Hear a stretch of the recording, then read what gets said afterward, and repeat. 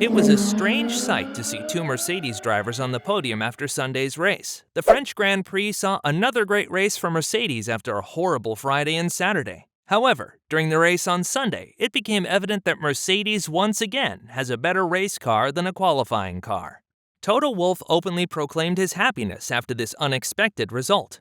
"Our drivers did a phenomenal job. We never expected to secure second and third place after the struggle on Friday and Saturday. We brought many upgrades, but they just didn't seem to work. However, it showed that our race car is much better than our performance on a single lap. We just have to keep on improving and better understand the car. I am looking forward to next week." Mercedes secured their fifth podium finish in a row and are slowly coming closer to the top teams. As soon as the French Grand Prix was over, the F1 teams had to head out for the Hungaroring. Lewis Hamilton has won 8 times at the so-called Micky Mouse track and considers the Hungaroring as one of his favorite tracks. But does Hamilton have any chance of winning this Grand Prix for the 9th time? Is the Mercedes car well equipped for the characteristics of the Hungaroring? Is it likely to expect collision between Red Bull and Ferrari? And does Mercedes have any updates planned? And where can Mercedes gain time on Red Bull and Ferrari? Let's find out. Mercedes showed great pace in the first and third sector of the French Grand Prix. Both sectors saw a combination of slow and high-speed corners and gave clear sign that Mercedes is improving its car aerodynamically and mechanically. Hamilton and Russell were flying through these parts of the track and used their advantage to fend off Sergio Perez, who gained massively in the second sector, which would see the big straights on track. Hamilton was able to easily extend his lead over the second Red Bull driver, which was surprising to say the least. However, at the front of it was Max Verstappen that was cruising after Charles Leclerc made a big mistake and crashed his car. Nonetheless, Leclerc's crash doesn't take away any of the glory of Mercedes' achievement. As Michael Schumacher used to say, "To finish first, you first have to finish." Mercedes is still third in the constructors' standings, but are only 44 points behind Ferrari. To put things in perspective, Ferrari is 82 points behind Red Bull. Although Ferrari might have the quickest car, they don't put it to good use. Personal mistakes and reliability issues are making it more and more difficult for Ferrari to win the championship. Mercedes is consistently scoring good points, and looking at the characteristics of the W13, the Hungaroring could be a target for the Silver Arrows. What should give the Mercedes team big hope for the Hungaroring is that Hamilton was consistently fast during Sector 1, which contains the slowest corners of the circuit. Most of Hamilton's time loss on Verstappen came at Sector 2, where he would lose up to 0.4 of a second. In the last sector, Verstappen was a consistent 0.1 quicker, but would see corners that are faster than we will see at the Hungaroring. So how does the French track compare to the characteristics of the Hungaroring?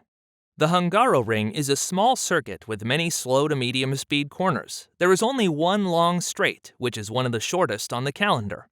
Beforehand, the circuit seems to be in favor of Ferrari, whose car experiences a great amount of mechanical grip. However, many of the corners are medium-speed corners, which suits the Mercedes car quite nicely, as we have seen in Silverstone, Austria, and the French Grand Prix. The many upgrades that Mercedes has introduced in the last few races saw a great improvement in aerodynamic and mechanical performance. To fully understand where Mercedes can gain time on the Hungaroring compared to Red Bull and Ferrari, let's analyze each corner of the track. The first corner of the track sees a heavy braking zone and a sharp and slow 90-degree corner to the right. Traction and corner speed becomes crucial as the corner is followed up by the second straight, which sees a DRS zone.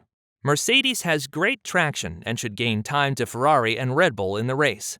The medium-speed corner to the left at the end of the second straight should favor the Mercedes car, as they have significantly improved their cornering speed.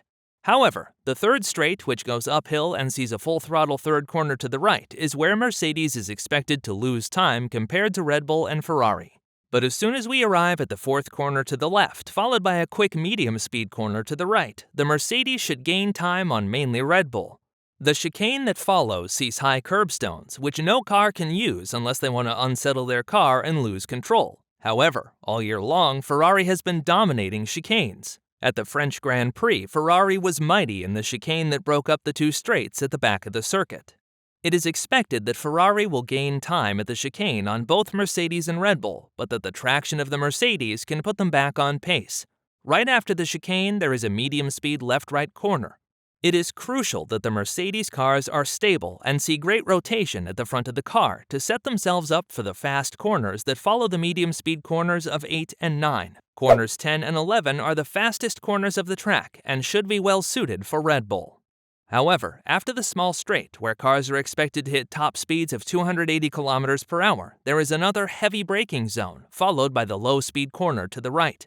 This 90-degree corner, corner 12, favors mainly Ferrari as lots of curbstones need to be used, and so far Ferrari has been dominating heavy curbstone corners.